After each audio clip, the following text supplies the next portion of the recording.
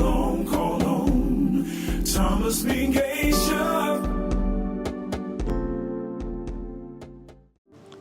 Hello and welcome to my channel. Today what we're going to talk about is obtaining a visa in order to enter Vietnam. Now there are various types of visas, and what we're going to do is I'm going to explain the types of visas that there are and some of the requirements in order to obtain these visas. Now the first type is a 30-day visa, which is also extendable for up to 90 days in a lot of cases. Now this is ideal for leisure and travel exploring Vietnam's rich culture and history. When I, for example, go to Vietnam, some of the places that I'm going to visit includes Da Nang, Hoi An, Hue, Ho Chi Minh City, which was formerly known Saigon. And the perfect visa for that is getting the 30-day visa. As I indicated, it is extendable for up to 90 days. Now, the application process for that is actually very easy. You can do that online through the e-visa program or through the embassy.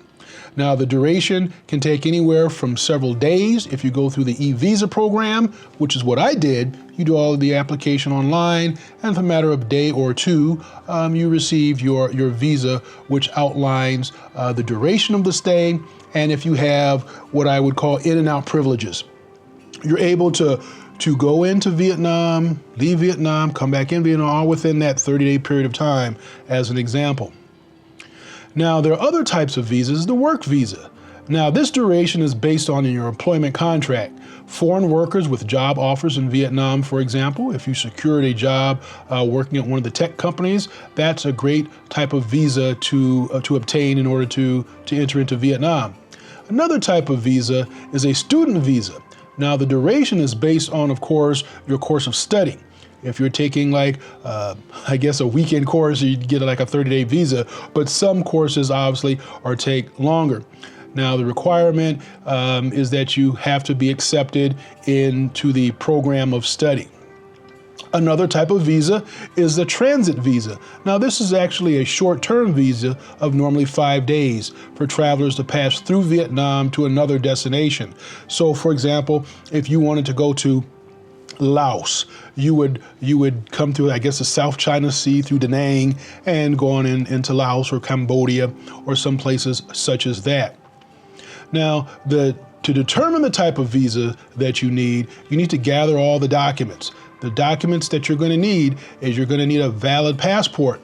And there's another thing to keep in mind is that not only is the passport needed to be valid, the passport must also have at least 6 months before it expires. Because what you don't want to have happen is you go to Vietnam and your passport expires, and then you're going to have all types of issues trying to leave. You also want to keep and fly with your itinerary, because you might need to show that in entering the country, you're going to have to show that you're there for a particular period of time and you have a return flight, so that it lets the authorities know that you're not there for any other reasons. You're not going to overstay your time.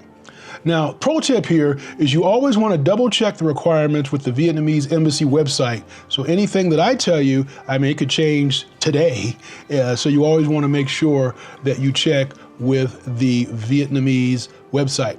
And online, there's actually a e-visa portal that you can go to for Vietnam, and you can fill out your application for there as well. Now, you receive your visa, as I indicated, within a matter of days. You get an email, and it outlines the time you're coming in, the length of time. So if you have a 30-day visa, it will have the date you're coming into country and the date you exit. Now, you can come and go anytime during that period of time, but you want to make sure that you don't overstay.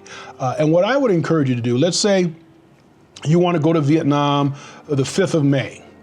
You would want to have your visa start maybe the 1st of May.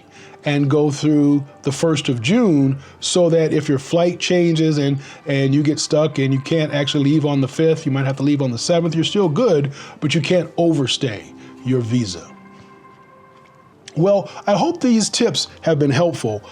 And little pro tips little bonus tips, if you will, What I would also encourage anyone to do prior to their travel is I would encourage them to get travel insurance. And I'm going to do a standalone video on that. So you want to make sure that you're covered for any medical issues that can arise. You don't want to be stuck in Vietnam and not have access to good medical care. One thing that you may want to remember is that certain cities have curfews. So believe it or not, you may not have had a curfew since being, a high schooler, but in certain parts of Vietnam, there are curfews that are in place. One pro tip, when traveling around Vietnam and even some other countries throughout Asia, you want to make sure that you bring some toilet paper along, because even in the public areas, toilet paper is not a given. So you want to make sure that you have a supply of toilet paper, a small little packet of toilet paper. Now here are a list of a few things to keep in mind when visiting Vietnam. One of the things you want to keep in mind is the best time to enter Vietnam. In Vietnam, the spring season is a good time if you want to see a lot of the flowers that are in bloom, but that is generally from April or February through April. The summer months in Vietnam is May through July, fall is August through October, and winter is November through January. And you should also keep in mind, as a pro tip, is that obviously Vietnam is the primary language, but English is not pretty much spoken throughout much of Vietnam. For example, I've heard numbers as low as 10 to 12% of the population actually speaks English. Now you also want to keep in mind you obviously have to have your visa and obtain the local currency. And in local currency in Vietnam is the Vietnam Dong. So keep in mind you want to become familiar with the type of money. In America we call it dollars, and in Vietnam it is referred to as the Vietnamese Dong. And there are apps that you can get on your computer or on your phone that does a currency conversion. So right now, for example, if you wanted to find out what the currency rate is for Vietnam, and at the time of this showing, the actual currency rate for $1 is 25,268 Vietnamese dong. So that is something you want to also keep in mind. Vietnam sits on the time zone 12 hours from the United States, depending on where you are in the United States. The type of cuisine is completely different from what you may be used to in the United States. So you also want to be mindful of that and eat food that has been properly, treated, if you will, or the proper hygiene has been taken into account when preparing the food.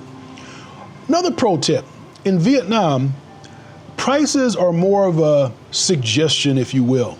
So if you see a price for something and say they're offering $5 for this item, you don't want to just jump on the $5. You want to say, oh, well, how about $2? And then that it is not rude. It is actually expected that there is some haggling that takes place. So you want to keep that in mind. Also in Vietnam, taxis are referred to as Grab. Think of it as Uber. And more importantly, Vietnam is overran with motorcycles or mopeds, and when you call for a Grab or an Uber, but it's called Grab, you're probably going to be riding on the back of a moped or motorcycle with someone else. So those are just some real quick and easy things to remember, and keep that in mind. Always be safe. I would encourage you to research the area that you're going to so that you have a better idea of what to expect, and you can certainly be better prepared when you enter into that.